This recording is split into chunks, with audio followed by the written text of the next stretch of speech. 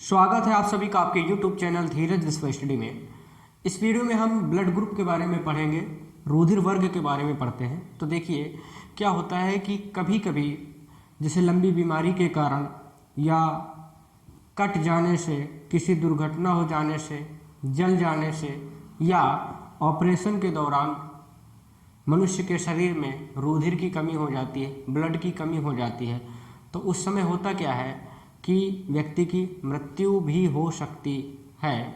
तो चूँकि पुराने समय में क्या होता था कि जब ब्लड का आदान प्रदान होता था तो ब्लड को चेक नहीं किया जाता था कि दोनों का ब्लड ग्रुप मैच करता है कि नहीं करता है। तो इसमें क्या होता था कि जैसे कोई ब्लड जो है किसी दूसरे व्यक्ति को देता है तो देने वाले को दाता कहते हैं और ब्लड प्राप्त करने वाले को रिसीवर कहते हैं या ग्राही कहा जाता है।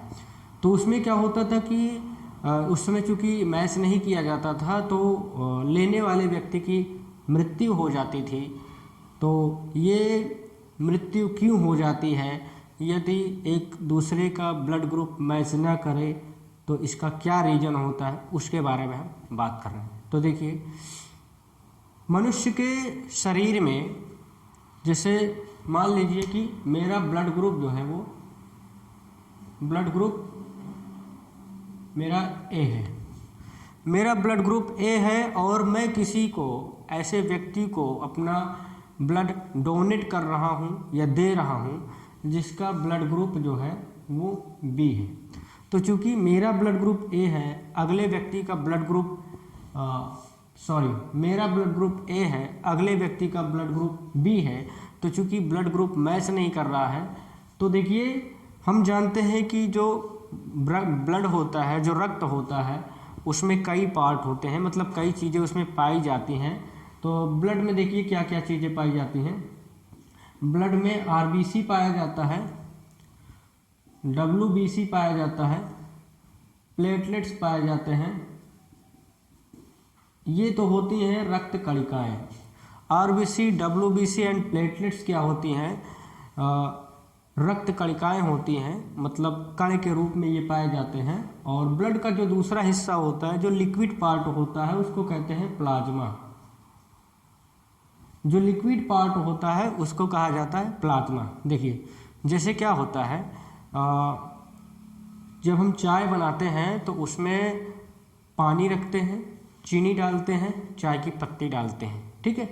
तो मान लीजिए कि जो चाय की पत्ती हुई वो तो तैरती रहती है उसमें, ठीक है। और जैसे पानी है या दूध है वो हम मान लेते हैं कि वो प्लाज्मा है, और जो जितने भी कण उस चाय में तैरते रहते हैं उसको कहा जाता है ब्लड कॉर्प्यूसल्स या रक्त कणिकाएँ बोला जाता है। तो रक्त कणिकाएँ 3 होती हैं, आरबीसी रेड ब्लड कॉर्प्यूसल्स लाल रक्त कणिकाएँ, डब्ल्यूबीसी वाइट ब्लड कॉर्प्यूसल्स श्वेत रक्त कणिकाएँ एंड प्लेटलेट्स पाए जाते हैं। और ये तीनों कण जिस तरल पदार्थ में तैरते रहते हैं उसका नाम है प्लाज्मा। तो प्लाज्मा में ही ये रक्त कणिकाएँ तैरती रहती हैं। तो अब हम बात करेंगे कि अगर ब्लड ग्रुप मैच न करे तो अगला व्यक्ति, मतलब ब्लड को ग्रहण करने वाला व्यक्ति, उसकी डेथ क्यों हो जाती है। तो चूँकि देने वाले का ब्लड ग्रुप ए है और लेने वाले का ब्लड ग्रुप बी है, तो जो इसका एंटीजन होता है ना, एंटीजन एक प्रकार का प्रोटीन होता है जो कि आरबीसी में पाया जाता है। आरबीसी में एंटीजन नामक एक प्रोटीन पाया जाता है। तो जिसका ब्लड ग्रुप ए है देने वाले का, उसमें जो एंटीजन पाया जाएगा वो एंटीजन जो है ब्लड ग्रुप बी वाले में नहीं पाया जाएगा। तो जो इसका एंटीजन होता है ना, यही एंटीजन जो है इस लेने वाले के ब्लड को जाके जमा देता है। मतलब यदि ब्लड ग्रुप मैच नहीं करेगा तो ब्लड लेने वाले व्यक्ति का खून जो है वो जम जाएगा, और खून के जम जाने से ऑक्सीजन सर्कुलेट नहीं हो पाएगा और उस व्यक्ति की मृत्यु हो जाती है। तो ये होता है कि अगर एक जैसा ब्लड ग्रुप ना चढ़ाया जाए तो क्यों मृत्यु हो जाती है। तो इस प्रकार से हमने देखा कि ये क्या होता है। तो 19वीं शताब्दी तक ऐसा जो है वो चलता रहा, 19वीं शताब्दी तक ऐसा चलता रहा। लेकिन 1902 ईस्वी में 1902 ईस्वी में एक वैज्ञानिक हुए, कार्ल लैंड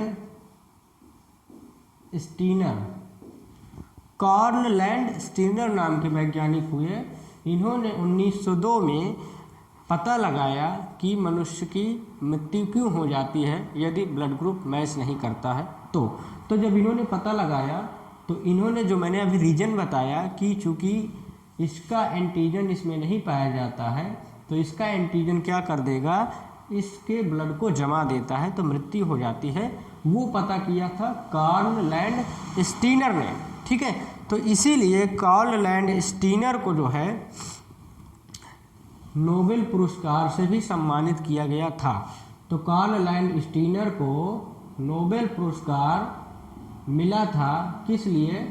इसीलिए कि इन्होंने पता किया था कि यदि ब्लड ग्रुप मैच ना करे तो इंसान की मृत्यु क्यों हो जाती है। तो आपने देखा कि इस टॉपिक का मेन मतलब यही था कि मृत्यु क्यों हो जाती है और क्यों ब्लड डोनेट करते समय उसको चेक करना चाहिए ब्लड को, और बिना ब्लड को चेक किए हुए कभी भी कहने का मतलब किसी को आधान नहीं करना चाहिए, चढ़ाना नहीं चाहिए।